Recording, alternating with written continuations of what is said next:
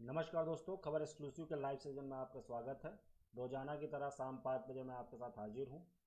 अभी मध्य प्रदेश में बीजेपी की जनसंवाद रैली चल रही है। एक्चुअली ये लगातार, हमारा चैनल कोई प्रचार प्रसार का माध्यम नहीं है किसी भी पार्टी के लिए। हम उसकी आपको खबरें दिखाते हैं इसलिए कि ताकि आप लोग जान सकें। लेकिन हमारा मुख्य प्रोग्राम जो है, हम उस प्रोग्राम को लेकर के आपके सामने हाजिर हैं और लगातार हाजिर होते रहेंगे और इस पर आपके साथ चर्चा भी करते रहेंगे। यही हमारा मुख्य उद्देश्य है। और हम बात करेंगे इसमें आज दिल्ली में कोरोना की बढ़ती रफ्तार, मुंबई में कोरोना, मुंबई में कोरोना केसेज वुहान से आगे बढ़ चुके हैं, उस पर बात करेंगे। और दिल्ली में इन सबके बीच में हो क्या रहा है, इस पर भी चर्चा करेंगे। आखिर दिल्ली में अभी हो क्या रहा है, क्योंकि दिल्ली में इस समय एलजी और सीएम सरकार के बीच में लगातार एक तरीके से वार चल रही है। उस वार के बारे में भी चर्चा करेंगे। आखिर उसमें क्या हो क्या रहा है, उसको लेकर क्या कि सरकार, मतलब सरकार क्या चाहती है, कोरोना का लेकर इलाज करवाना चाहती है या फिर खाली बात करना चाहती है। इस पर पूरे विषय पर चर्चा करेंगे। आप लोग फटाफट हमारे साथ जुड़ जाइए। सबसे पहले आपको कोरोना की अपडेट देते हैं। कोरोना की अपडेट है कि हमारे यहाँ देश में मामले जो हैं टोटल 2,76,583 हो चुके हैं।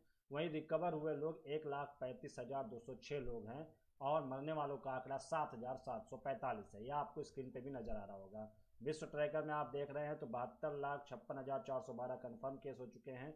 33,87,270 लोग रिकवर हो चुके हैं, जबकि मरने वालों का आंकड़ा 4,11,667 है।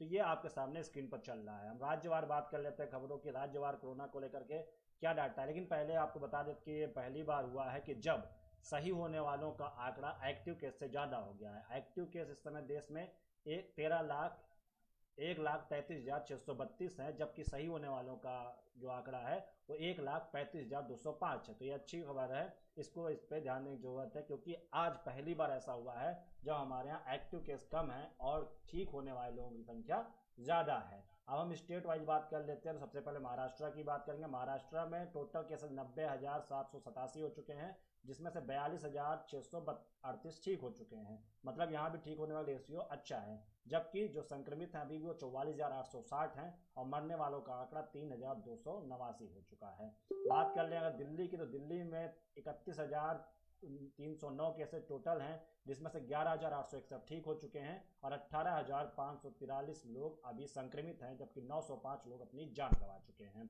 तमिलनाडु जो दूसरे नंबर पर है, तमिलनाडु की हम बात करें तो तमिलनाडु में कुल केसेज 34,914 हो चुके हैं, लेकिन यहाँ पर ठीक होने वालों की संख्या ज़्यादा है, वो है 18,325, जबकि जो संक्रमित हैं वो 16,282 हैं। मरने वालों का आंकड़ा भी यहाँ 307 ही है। उत्तर प्रदेश की बात कर ले तो उत्तर प्रदेश में कुल आंकड़े 11,335 हो चुके हैं। जो अभी संक्रमित हैं वो 4,365 हैं और 6,669 लोग ठीक हो चुके हैं। मतलब उत्तर प्रदेश में भी ठीक होने वाली संख्या ज़्यादा है। मरने वालों का आंकड़ा यहाँ पर 301 है।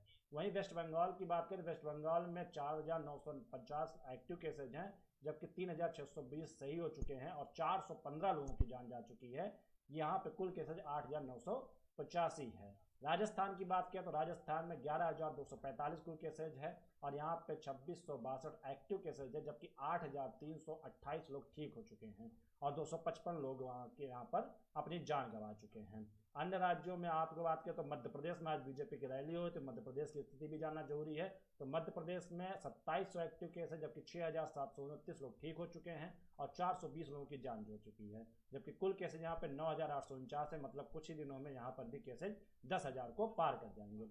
तो लगातार ये केसेज बढ़ते जा रहे हैं। इस बीच में दिल्ली की बात करें, दिल्ली में लगातार सरकार और एलजी के बीच में एक तकरार बनती जा रही है। वो तकरार क्या है, उसको लेकर के है कि अस्पतालों के इलाज को लेकर के। आपको ये 2-4 दिन पहले की खबर है, जब दिल्ली से सीएम केजरीवाल ने प्रेस कॉन्फ्रेंस करके कहा था कि कोरोना काल में जो दिल्ली के अस्पताल हैं वो दिल्ली वालों के लिए होना चाहिए, क्योंकि बाहरी लोग आएंगे तो दिल्ली वाले लोगों का इलाज नहीं हो पाएगा।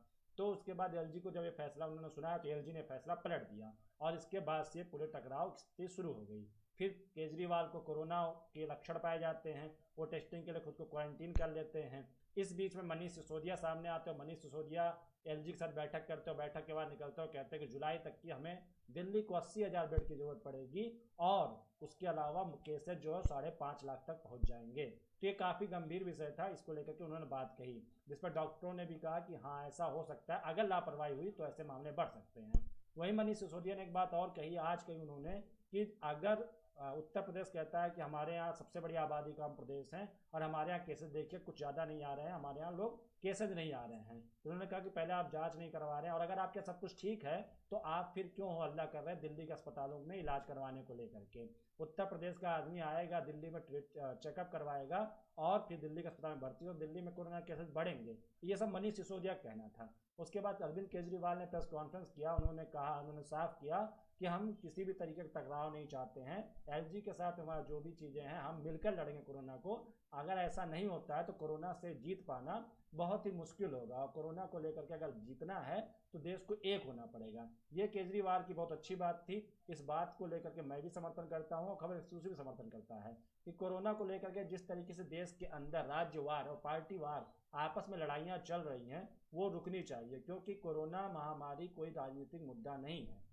लेकिन अगर अब बात कर लें हम, लेकिन सभी पार्टियां इसको राजनीतिक मुद्दे के तौर पर ले रही हैं, उनके लिए सबसे बड़ी राजनीति है। अब भारतीय जनता पार्टी की बात करें तो भारतीय जनता पार्टी कोरोना काल में उसे मोदी सरकार के 1 साल की उपलब्धि गिनाने के लिए रैली करना ज़्यादा जरूरी नजर आ रहा है, जबकि कोरोना को लेकर के गंभीर होने की ज़रूरत थी। ऐसे वक्त में जब लगातार बीजेपी की ओर से रैलियां की जा रही हैं, 45 वर्चुअल रैलियां करनी है, 5 या 6 रैलियां उनकी वर्चुअल रैली हो चुकी है। वर्तमान में अभी उनकी मध्य प्रदेश में नितिन गडकरी वर्चुअल रैली कर रहे हैं, जिसको आपने हमारे चैनल पे उसके थोड़े से भाग थोड़ा सा अंश आपने देखा भी है। तो वही बात लगातार कह रहे हैं, वही बात दोहरा रहे हैं जब तक उपलब्धियां हुई। लेकिन कोरोना को लेकर के जो बात कर रहे हैं, जब आज के तकरीबन 2 महीने पहले जब मार्च में प्रधानमंत्री ने लॉकडाउन लगाया था, तो अगर उस वक्त लॉकडाउन जरूरी था तो आज के समय में कोरोना बढ़ते वक्त में लॉकडाउन जरूरी क्यों नहीं है। अगर आज के समय में कोरोना से लोग ठीक होते जा रहे हैं तो इतना लंबे समय तक लोगों को रोक के रखना, मजदूरों की बदहाली, मजदूरों के पलायन और इधर उधर परेशान होने को लेकर के जिम्मेदार कौन है? कहीं ना कहीं सरकार को उसकी जिम्मेदारी लेनी पड़ेगी। ये सारी चीज़ें काफ़ी परेशान करने वाली हैं। राजकुमार गुप्ता जी कह रहे हैं दिल्ली में सीएम क्या कहने कि जुलाई में 5.5 लाख कोरोना मरीज हो जाएंगे, बचकाना है। देखिए उनकी एक संभावना है, जिस हिसाब से दिल्ली में जो डबल होने की रेट है कोरोना केसेज को लेकर के वो 5.44% है, जो कि मुंबई से भी ज़्यादा होगी। मुंबई में 2 पॉइंट समथिंग परसेंटेज है जो कोरोना की रफ्तार बढ़ने की है। तो इस चीज़ को लेकर के केजरीवाल और सारी पार्टियों ने और जो भी विशेषज्ञ हैं उन्होंने संभावना, आशंका जताई है कि 5.5 लाख तक की केस पहुंच सकते हैं। ऐसे वक्त में, ऐसे हालात में दिल्ली को 80,000 बेड्स की ज़रूरत होगी। उसमें भी अभी जो मामले चल रहे हैं, सरकारें ये कर रही हैं कि जिनके अंदर 10 से 15-20% तक की कोरोना के लक्षण हैं तो उनको होम क्वारंटीन करके उनको ट्रीटमेंट दिया जा रहा है, तो घर पर ही अपना ट्रीटमेंट करके सही हो सकते हैं। तो ये सारे मामले हैं, कोरोना से ठीक होने का ज़्यादा भरोसा है। अगर आपको भगवान के भरोसे ही लोगों को छोड़ना था तो इतना लॉकडाउन करने की ज़रूरत क्या थी, इस बात का भी सवाल उठता है। लेकिन बात यह है कि क्योंकि उस शुरुआती दौर में ये पता नहीं था कि कोरोना इतनी जल्दी रिकवरी हो रही है, इंडिया में रिकवर हो रहा है। इंडिया में कोरोना उतनी डेडली नहीं है जितना कि अन्य देशों में रहा है। कोरोना यहाँ पर काफ़ी हद तक के लोगों को, लोग सुरक्षित होते जा रहे हैं, लोग ठीक हो जा रहे हैं। और मेदांता के डॉक्टर हमने नरेश त्रेहान ने कहा कि भारत में तकरीबन 90% लोगों को कोरोना होगा और उनको कोरोना ठीक भी हो जाएगा, उनको पता भी नहीं चलेगा। तो इस बयान को बात आया, अभी खबर मिल रही है हमें, सूत्रों के आवाज़ खबर मिल रही है कि मेदांता के जो डॉक्टर नरेश त्रेहान है उनके ऊपर ईडी ने कार्रवाई की है कुछ पैसों को लेकर के, इधर उधर उनके अस्पताल को लेकर के। तो ये सारे बात भी चल रही है, अब देखते हैं कि क्या होता है इसमें, क्योंकि उन्होंने इस बात का समर्थन किया था कहीं ना कहीं कि दिल्ली में 5.5 लाख केसेस तक हो जाएंगे, तो जिसके बाद हो सकता है कि ऐसी कुछ कार्रवाई हो। खैर हम इसे बदले की भावना से नहीं देखते हैं, हो सकता है कि मेदांता जैसा अस्पताल चलाने वाले डॉक्टर नरेश त्रेहान, उनके साथ कोई चीज़ ऐसी चीज़ें हो जिसकी वजह से ईडी की कार्रवाई हो रही हो।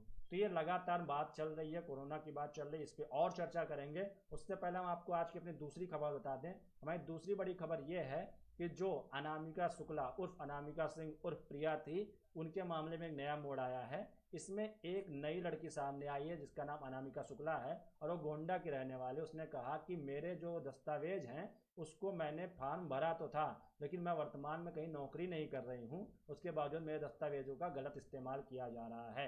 तो अभी एक अनामिका सिंह थी जो प्रिया थी, अब एक अनामिका शुक्ला भी गोंडा से आ गई हैं। तो इस मामले में लगातार कोई ना कोई नए मोड़ आ रहे हैं, नए नए तरीके से नई चीज़ें बातें सामने आ रही हैं। उन सब पे अब पुलिस इंक्वायरी कर रही है, क्योंकि अब तक एक लड़की थी और अब लगातार लड़की एक और बढ़ गई है। अभी इस मामले में और कितना अपडेट होता है ये भी हम आपके लगातार बने रहेंगे। अनामिका शुक्ला और अनामिका सिंह उर्फ प्रिया के बारे में जो लोग नहीं जानते हैं, जो आज जानना चाहते हैं, उनको हम बता दें ये वही शिक्षिका है जो एक साथ 25 जिलों में नौकरी कर रही थी और तकरीबन 1 करोड़ रुपए तक की सैलरी उठाने की बात कही जा रही है। जांच चल रही है, इंक्वायरी चल रही है, उस पर जल्दी कोई नतीजा निकल के आएगा। उधर तीसरी बड़ी खबर की बात कर लें। तीसरी बड़ी खबर भारत और चीन के बीच को लेकर के है। भारत और चीन के बीच आज मेजर जनरल स्तर की वार्ता हो सकती थी, अभी वार्ता शुरू नहीं हुई है। हो सकता लगता है कि आज वार्ता हो नहीं पाएगी। उसके अलावा फिर भी चाइना ने लद्दाख से अपनी सेना को तकरीबन LAC से 2.5 किलोमीटर पीछे खींच लिया है। और ये क्यों खींचा, इसके पीछे था अमेरिका ने एक रिपोर्ट दिखाई, अमेरिकी चैनल ने एक रिपोर्ट दिखाई जिसमें यह दिखाया गया कि कहीं ना कहीं चीन के ऊपर भारत भारी पड़ सकता है और वर्तमान समय में भारत ज़्यादा मजबूत है और चीन कहीं ना कहीं वीक पड़ जाएगा भारत के आगे, जिसकी वजह से रिपोर्ट के आने के 24 घंटे के अंदर ही चीन ने अपनी सेना को 2.5 किलोमीटर पीछे खींच लिया। तो चीन की ओर से लगातार आगे बढ़ा जा रहा है, फिर पीछे खींचा जा रहा है, ये बात लगातार चल रही है। वहीं पर अगर आप तुलना कर लें, जब पाकिस्तान कोई हरकत करता है तो भारत की ओर से सर्जिकल स्ट्राइक, एयर स्ट्राइक, ऐसी बातें की जाती हैं, लेकिन चाइना जब करता है तो ऐसी बातें ना करके बात की जाती है बहिष्कार करने का। टिकटॉक बहिष्कार कर दीजिए, चाइनीज सामान का बहिष्कार कर दीजिए। ऐसा इसलिए है, इसको लेकर के लोग जोक बना रहे हैं, इसको मजाक बना रहे हैं, क्योंकि पाकिस्तान कोई प्रोडक्ट नहीं बनाता, पाकिस्तानी कोई प्रोडक्ट हमारे देश में आती नहीं है, हम पाकिस्तान के ऊपर ज़्यादा डिपेंडेंट नहीं है उनके प्रोडक्ट्स पे, लेकिन चाइना जो है उनके प्रोडक्ट्स पे हम डिपेंडेंट हैं। और दूसरी बात यह है कि चाइना हमारे ऊपर बहुत ज़्यादा डिपेंडेंट है। अगर हमने चाइनीज़ प्रोडक्ट का इस्तेमाल बंद कर दिया तो चाइना की आर्थिक स्थिति काफ़ी कमज़ोर हो जाएगी। यही रिपोर्ट्स में लेकर के अमेरिकी रिपोर्ट, चाइना की रिपोर्ट में यही दिखाया गया था, जिसके बाद से चीनी सेना 2.5 किलोमीटर पीछे खिसक गई। भारत भी कुछ कदम पीछे खींच लिया अपने पैर को, क्योंकि अगर भारत कभी पहले युद्ध की बात नहीं करता है, वो शांति की बात करता है, हो सकता है कि अगर आप समझ जाते हैं तो आप वापस चले जाएं।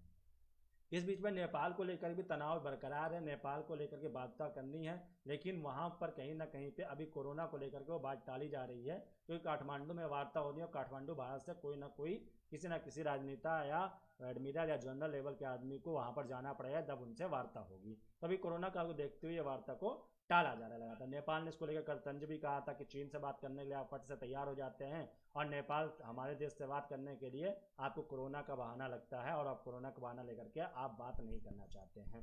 वहीं उत्तर प्रदेश में जो आपको ये 3 बड़ी खबरें जिस पर हम चर्चा करेंगे, इसको लेकर के आपके पास कोई सवाल है तो उस पर आप सवाल कीजिए, और अगर आपके कोई और खबर है जो आप जानना चाहते हैं उस खबर को लेकर भी आप कमेंट कीजिए, हम उस पर भी आपसे बात करेंगे।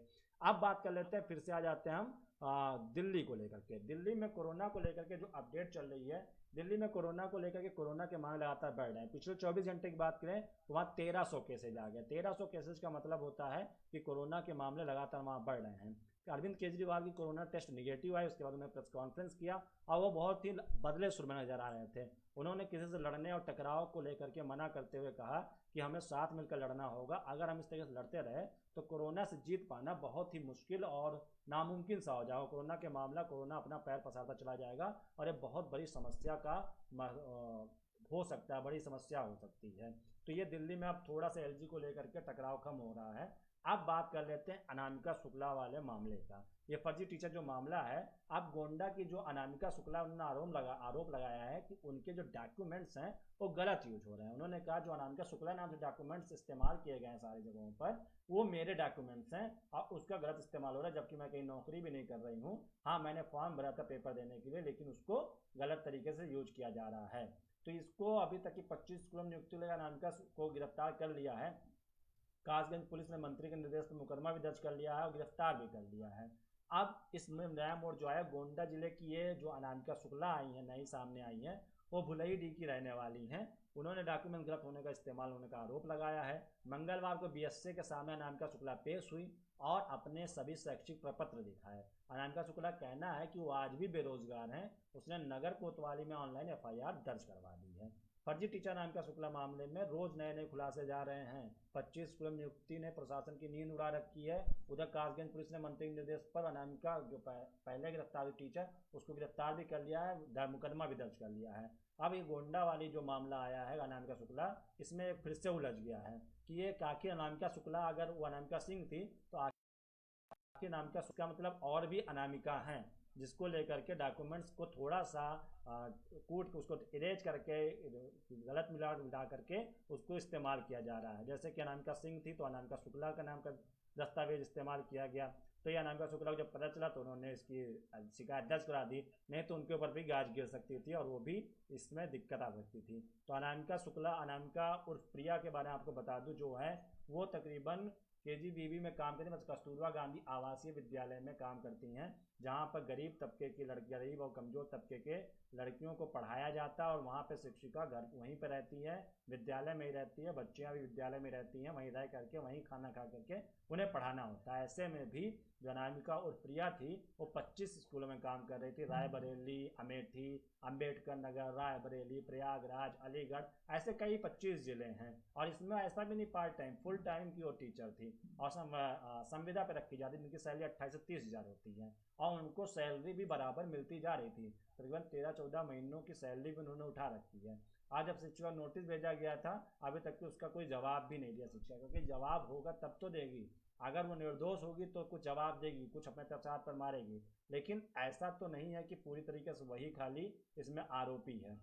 अब उत्तर प्रदेश का एक और मामले की बात कर ले रहे हैं कि यहाँ पे सामने आया मामला कि 20 साल से 5 ऐसे फर्जी शिक्षक पकड़े गए हैं जो 20 साल से नौकरी कर रहे थे बिना, मतलब वो फर्जी थे शिक्षक और 20 साल से लगातार वो नौकरी किए जा रहे थे, जिनके प्रमाण पत्र जो थे वो फर्जी पाए गए हैं और 20 साल की वो नौकरी कर चुके हैं। इसमें अभी FIR दर्ज करने को कहा गया है, अभी FIR दर्ज होगी। तो अनामिका शुक्ला वाला मामला चल ही रहा था, अब ऐसे और भी शिक्षक मिल गए हैं जो फर्जी प्रमाण पत्र से 20 साल से नौकरी कर रहे थे। इसमें से जो है महाराजगंज श्रावस्ती के 4 हैं, बलरामपुर, देवरिया, सीतापुर के 3 और गोरखपुर के 2 शिक्षक हैं। तो आपको बता देते हैं महाराजगंज, सुन लीजिए पूर्वांचल के राज्य हैं, महाराजगंज श्रावस्ती में 4 हैं, बलरामपुर में, देवरिया और सीतापुर में 3 हैं और गोरखपुर के 2 शिक्षक फर्जी प्रमाण पत्र के सहारे, फर्जी डॉक्यूमेंट्स के सहारे अभी तक नौकरी कर रहे थे। इनको नोटिस भेज दिया गया, इनको FIR दर्ज कर लिया गया है और इनमें 10 शिक्षक ऐसे हैं जिन्होंने अपने अंक बढ़ाने के लिए प्रमाण पत्र में हेरफेर किया, मतलब 10 के डॉक्यूमेंट्स तो सही हैं लेकिन उन्होंने जो अंक का हेरफेर है वो थोड़ा सा उसमें करेक्शन करके उसको अपने तरीके से बदल करके उसमें लगाया था। तो इन 13 और इसमें से 13 शिक्षकों की नौकरी जो फर्जी प्रमाण पत्र है वो अन्य जिलों में तैनात शिक्षकों के प्रमाण पत्र जमा कराए गए हैं, जिनके दूसरों के जमा किए गए हैं। तो ये लगातार मामले 1995 में हुए। महाराजगंज जिले में साल 1995 से सेवारत एक शिक्षक है और देवरिया में साल 1997 से कार्यरत एक शिक्षक का नाम सामने आ रहा है जिन्होंने ये सूची में ऐसे इसमें शामिल हैं।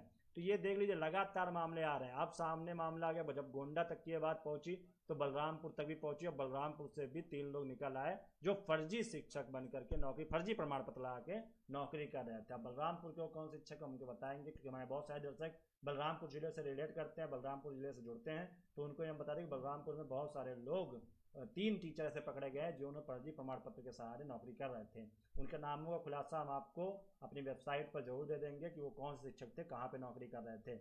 अब तक देख लीजिए सारे पूर्वांचल के राज्य, महाराजगंज, श्रावस्ती, बलरामपुर, गोरखपुर, इन सभी जिलों के जो सीतापुर, ये सारे पूर्वांचल के इलाकों के वो हैं, राज्य हैं, जिले हैं जहां पर ये फर्जी शिक्षक मामले आए हैं। तो अनामिका शुक्ला 25 स्कूलों में नौकरी कर रही थी एक डॉक्यूमेंट पर और ये 20 शिक्षक पर 20 साल से नौकरी कर रहे थे फर्जी डॉक्यूमेंट्स पर। इसमें से 10 शिक्षक ऐसे हैं जो अपने फर्जी डॉक्यूमेंट्स में केवल अपने अंकों की हेरफेर करके नौकरी कर रहे थे। इन सबके ऊपर FIR दर्ज कर ली गई और लगातार ऐसे अब खुलासे होने शुरू हुए हैं। जब एक कोई केस पकड़ा जाता है तो उससे लगातार धीरे धीरे ऐसे मामले सामने आने शुरू हो जाते हैं। तो अभी मामले सामने आने शुरू हैं। अभी कितने लोग इसमें ऐसे फर्जी और पाए जाते हैं उन सब का आंकड़ा देखने को मिलेगा, सबकी बात देखने को मिलेगी, सब जुड़ेंगे, सब खुलेंगे और सब पकड़े जाएंगे। इसीलिए अगर आप ऐसे कोई फर्जी वाला करने सोचते हैं तो ये मान लीजिए आप कभी भी पकड़े जा सकते हैं। अब आप सोच लीजिए कि 20 साल की नौकरी में तकरीबन मान लीजिए शिक्षक थे, पूर्णकालिक शिक्षक थे, उनकी सैलरी 30,000 की सैलरी अब वर्तमान में हो गई। तकरीबन उन्होंने भी एक साल में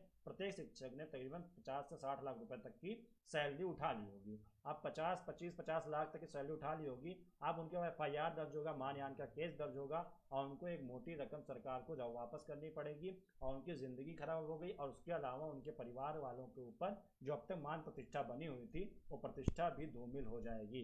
तो ये सारी चीज़ें लेकर के अब ऐसे किसी फर्जी दस्तावेज आपको त्वरित खुशी तो दे सकते हैं, आप त्वरित कोई चीज़ आनंद ले सकते हैं और त्वरित समाज में प्रतिष्ठा पा सकते हैं, लेकिन वो लंबे समय तक नहीं होता है। अब जब ऐसे शिक्षक पकड़े जा रहे हैं तो उत्तर प्रदेश सरकार की वाहवाही होनी चाहिए और वो इसके लिए काबिल तारीफ है कि ऐसे शिक्षकों को पकड़ रही है। क्योंकि आप सभी की डिजिटल जो एंट्री की जा रही है, डिजिटल एंट्री हो रही है, तो उससे सभी शिक्षक जो भी फर्जी हैं वो पकड़े जा रहे हैं, वो सामने आ रहे हैं। तो ये लगातार मामले ऐसे चल रहे हैं, इस पर भी लगातार हमारी नज़र बनी हुई है। शिक्षक घोटाले को लेकर के, चीन को लेकर के लगातार खबरें आ रही हैं, उस पर लोग जाना चाहें। चाइनीज सामान का बहिष्कार हम कर नहीं सकते क्योंकि हमने आपको बताया कि बहुत सारी चीज़ें, हम कुछ चीज़ों का बहिष्कार कर सकते हैं, उसका बहिष्कार करना चाहिए हमें। लेकिन जैसे क्या कि हमें पहले अपनी प्रोडक्टिविटी बढ़ाने की ज़रूरत है। प्रोडक्टिविटी अगर हम नहीं बढ़ा पाएंगे तो हमारे साथ समस्या आएगी, हम चीन को टक्कर नहीं दे पाएंगे। महज खाली बातें करते रह जाएंगे, बहिष्कार करो बहिष्कार करो। स्वदेशी अपनाने की जब हम जोर देंगे, फोकस करेंगे, maximum number of peoples in India नहीं कोशिश कर पाते हैं और वो नहीं अपने आप को भारतीय सामान का इस्तेमाल कर पाएंगे। यकीनन आप चाइना का इस्तेमाल न कीजिए, लेकिन आप चाइना का भी इस्तेमाल मत कीजिए और किसी विदेशी प्रोडक्ट का इस्तेमाल मत कीजिए, चाहे वो अमेरिका की बनी हो। कोशिश कीजिए कि आप मैक्सिमम जो आपके देश में, स्वदेश में बन रही है, उसका इस्तेमाल करने की कोशिश कीजिए और उसके साथ कनेक्ट होने की चीज़ कीजिए, उसको प्रमोट करने की कोशिश कीजिए। क्योंकि आप उसको प्रमोट करेंगे तो बेहतर करेंगे। आपको लगता है कि स्वदेशी प्रोडक्ट में काफ़ी चीज़ें कमी रह जाती है, वो अच्छा क्यों नहीं कर पाते, उनकी अच्छी ब्रांडिंग नहीं है, अच्छी पैकेजिंग नहीं है, अच्छी एडवर्टाइजमेंट नहीं है, इन सब को लेकर के लोग उसके प्रोडक्ट को थोड़ा अट्रैक्ट नहीं होते हैं। लेकिन दिक्कत एक ही है कि आप उनको जब खरीदेंगे, ऐसे नहीं आएंगे, तब तक अपने आप की ब्रांडिंग कैसे करेंगे, इसके भी आपको ही सोचनी पड़ेगी। जैसे कि अगर आप कोलगेट की बात करें तो कोलगेट आज के 20 साल पहले, 30 साल पहले कोलगेट की ब्रांडिंग उतनी अच्छी नहीं थी, पैकेजिंग उतनी अच्छी नहीं थी, लेकिन लोगों ने, चूंकि वो फॉरेन की बनी हुई थी, तो उसको लोगों ने खरीदना शुरू किया, हैंड टू हैंड लेना शुरू किया। तो अब आज कोलगेट की ब्रांडिंग है, आज बड़े एक्टर्स उसकी ऐड कर रहे हैं, उसकी पैकेजिंग अच्छी, अच्छे ऑफर्स दे रहा है, अच्छी अच्छी चीज़ें वो दे रहा है। तो ऐसे ही अब आप स्वदेशी में आ जाइए।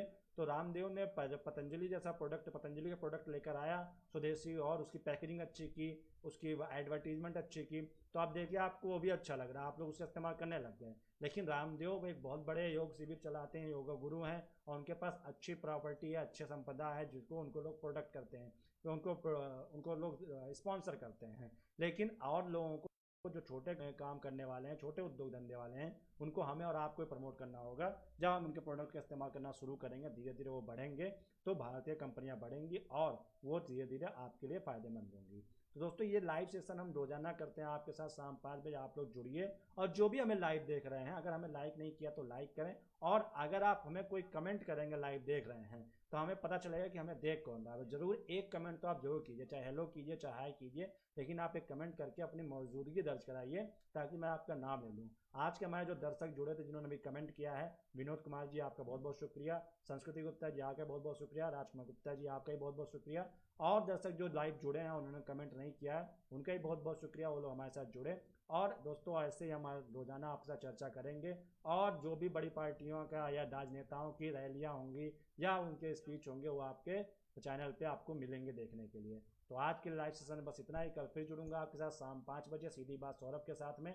तब तक के लिए आपको करना हमारे पेज को लाइक, और लाइव जुड़िए तो जरूर कमेंट कीजिए, और हमारे पेज को शेयर कीजिए, और इस वीडियो को भी शेयर कीजिए ताकि और लोग इससे जुड़ सकें। तो दोस्तों, ये आज का मुद्दा था हमारा कि अनामिका शुक्ला के मामले में बताया हमने, उसी में गोंडा से और भी शिक्षक उत्तर प्रदेश से पकड़े गए फर्जी, जो 20 साल से नौकरी कर रहे थे, उनके प्रमाण पत्र फर्जी पाए गए, जिसमें श्रावस्ती, बलरामपुर और गोरखपुर के शिक्षक शामिल हैं, सीतापुर के शिक्षक हैं, पूर्वांचल के जिले, वो लोग इसमें लगातार चल रहे हैं।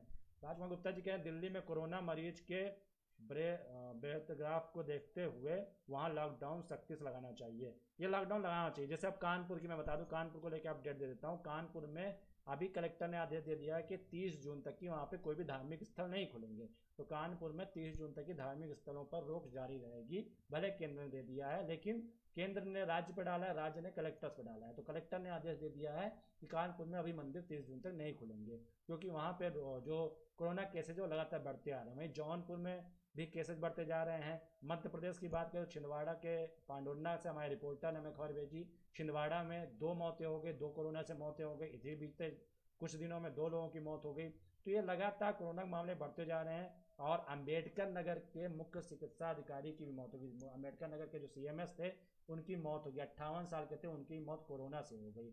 ये आपको खबर बतानी जरूरी थी, क्योंकि जो शिक्षा विभाग में काम कर, जो चिकित्सा विभाग में काम कर, जिनको चिकित्सा की पूरी जिम्मेदारी है, वो भी कोरोना संक्रमित हो रहे हैं, उनके भी लोगों की जान जा रही है। कल हम आपको बताया था कि मुंबई में बीएमसी के डिप्टी कमिश्नर की कोरोना से मौत हो गई। आज अंबेडकर नगर के, यूपी के अंबेडकर नगर जिले के सीएमएस मुख्य चिकित्सा अधिकारी की कोरोना से मौत हो गई। 58 साल के थे इनके, जिनके निधन पर कलेक्टर और सारे प्रशासनिक अधिकारियों ने दुख जताया है। खबर एक्सक्लूसिव उनकी आत्मा की शांति की कामना करता है, उनके परिवार को इस मुश्किल घड़ी में हौसला लाने की हिम्मत दे भगवान, इसकी भी प्रार्थना करता है।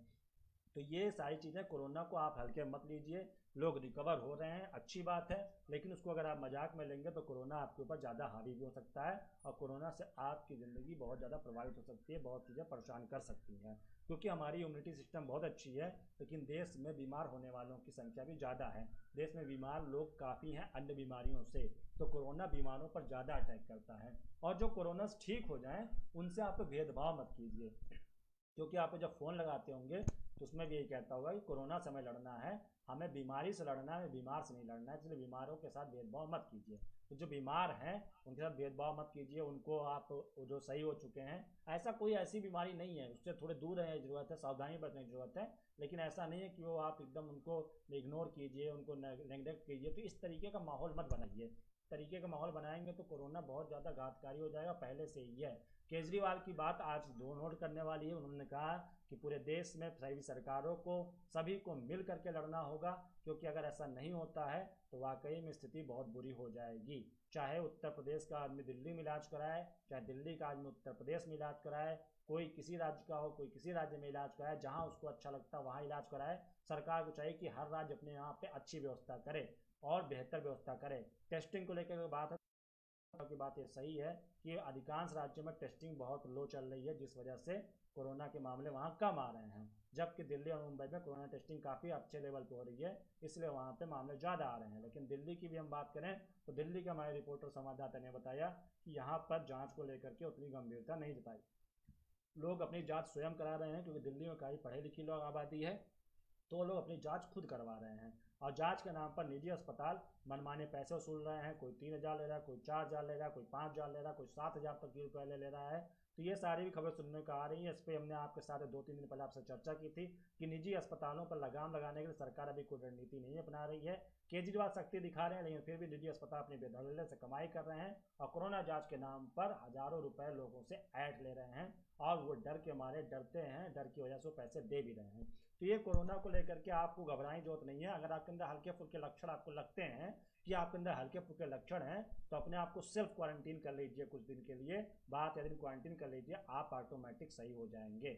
जब अगर आपके ऊपर कोई मेडिकल इशू नहीं है, अगर आपके ऊपर कोई मेडिकल इशू है तो आप तुरंत डॉक्टर से कॉन्टैक्ट कीजिए, अपनी चेकअप कराइए सरकारी डॉक्टर में। अगर नहीं वो करता है तो आप अपने सीएमएस से बात कीजिए, अपने यहाँ मुख्य चिकित्सा अधिकारी से बात कीजिए। वो भी नहीं सुनता है तो आप कलेक्टर से बात कीजिए, कलेक्टर भी नहीं सुनता तो आप मुख्य सचिव से बात कीजिए। सबके नंबर आपको इंटरनेट पर मिल जाएंगे, नहीं मिलता आप ट्विटर पर जाकर के ट्वीट कीजिए, ताकि उन तक ये बात पहुँचे कि आप इलाज कैसे करवा रहे हैं। तो ज़्यादा अगर कम लक्षण आपके अंदर दिखते हैं तो आप सेल्फ क्वारंटीन कीजिए, अपने डाइजेशन को मजबूत कीजिए, और कोरोना से आप सेफ हो जाएंगे। आपके अंदर 100% चांसेज है कि आप रिकवर कर जाएंगे, अगर आपके अंदर कोई मेडिकल इशू, मेडिकल हिस्ट्री नहीं है पहले से। तो अगर किसी की मेडिकल हिस्ट्री है तो वो लोग ध्यान दें। दूसरी बात यह है कि जो 10 साल से कम के बच्चे हैं और जो 60 साल से ऊपर की उम्र के व्यक्ति हैं, वो लोग थोड़ा सा कोरोना सावधानी निकले, बाहर निकलने से बचें। अगर ऐसे वक्त में किसी को घर में अगर बुजुर्ग हैं, बच्चे हैं, तो युवाओं को चाहिए कि उनको घर से बाहर जाने का मौका कम दें, उनको घर में ही रखें, और आपस में घर में भी जब रहें तो थोड़ी दूरी बना कर रहें, बहुत पास पास ना रहें, क्योंकि कोरोना का लक्षण आने के लिए ज़रूरी नहीं कोई तीसरे की जरूरत हो, अचानक से आपके अंदर कोरोना लक्षण आ सकता है। तो आपकी इम्यूनिटी अच्छी है, लेकिन आपके बुजुर्ग और आपके बच्चों की इम्यूनिटी उस स्तर पे नहीं है जो कोरोना को कंट्रोल कर सके। तो इसके लिए आप लोगों को सावधानी रखनी है। दोस्तों आज के लाइव सेशन नहीं खत्म करते हैं, आप लोगों के साथ जुड़ा मैंने आपको कोरोना पे जो जानकारी दी उसको आप ध्यान रखिएगा कि बड़े बुजुर्गों और 10 साल से कम के बच्चों को घर से बाहर मत जाने दीजिए, उनको घर के अंदर ही रहने दीजिए। आप लोग निकलिए बाहर, अगर आपके अंदर थोड़े भी लक्षण नजर आते हैं तो अपने आप को सेल्फ क्वारंटीन कर लीजिए, बाकायदा इसके कि जांच कराने के लिए 1000 रुपये आप खर्च करें। अगर सरकारी जांच होती तो आप वो करवाइए आसानी से, सरकार नहीं सुनती तो अपने जिले के आधा अधिकारी से आप बात कीजिए, वो कहीं ना कहीं आपकी मदद करेंगे। अगर मदद नहीं करते हैं तो आप हमारे तक बात पहुंचाइए, हम आपकी बात को सरकार तक पहुंचाने की पूरी कोशिश करेंगे और उम्मीद करते हैं सरकार तक की वो बात पहुंच भी जाएगी। सरकार इस पर जरूर अटेंशन लेगी। अभी एक मामला दिल्ली का था, उन्होंने हमसे कहा था तो हमने उसको अटेंशन लेके केजरीवाल को ट्वीट किया था, जिसके बाद उनकी मदद मिली और उनकी इलाज शुरू हो गई। तो अगर आपको लगता है कि आप नहीं कर पाए तो आप हमें बताइए, हम आपकी बात को सरकार तक पहुंचाने की कोशिश करेंगे किसी भी तरीके से सोशल मीडिया के माध्यम से। अगर आपको इस चीज़ का नहीं पता है तो आप हमें बताइए, हम उसको सरकार तक पहुंचाएंगे। हम सिर्फ आपसे बात ही नहीं करते, हम आपके जज्बात को भी समझते हैं और आपकी परेशानियों को भी हल करने की पूरी कोशिश करेंगे जो भी हमसे हो सकता है। तो दोस्तों आज का लाइव सेशन यहीं खत्म करते हैं, कल फिर जुड़ेंगे आपके साथ शाम 5 बजे सीधी बात सौरभ के साथ लेकर के दिन भर के अहम मुद्दों पर बात करेंगे, खबरों पर चर्चाएं होंगी, महत्वपूर्ण विषयों पर आपसे राय ली जाएगी, आपको राय दी जाएगी, सलाह दी जाएगी। और आपको करना क्या है, कल शाम 5 बजे जब मैं फिर से आऊँगा उसके पहले आपको पेज को लाइक करना और इस वीडियो को ज़्यादा से ज़्यादा लोगों को शेयर करना है, ताकि वो लोग भी हमारे साथ अगले दिन से जुड़ें। और जिसको भी आप शेयर कीजिए बताइए कि शाम 5 बजे जुड़ेंगे तो उनको ये मिलेगा लाइव देखने को। अगर आपने अभी तक की नोटिफिकेशन ऑन नहीं किया तो आपके इस लाइव चैट में ही लाइव के नीचे ही आपको लाइव नोटिफिकेशन ऑन करने का ऑप्शन दे रहा होगा, उसको जाके आप नोटिफिकेशन ऑन कर लेंगे तो आप हमारे साथ जब हम लाइव आएंगे तो आपको नोटिफिकेशन आ जाएगा और आप हमें तुरंत अपने एक्सेस कर पाएंगे। तो आज के लिए बस इतना ही, कल फिर जुड़ूंगा आपके साथ शाम 5 बजे। तब तक के लिए मुझे यानी सौरभ को दीजिए इजाज़त, और तब तक के लिए आप लोग देखते रहिए खबर एक्सक्लूसिव, पेज को लाइक करते रहिए, शेयर करते रहिए और हमारे यूट्यूब चैनल को, खबर एक्सक्लूसिव यूट्यूब चैनल को भी लाइक करते रहिए। तो दोस्तों आज के बस इतना ही, मुझे दीजिए इजाज़त, नमस्कार।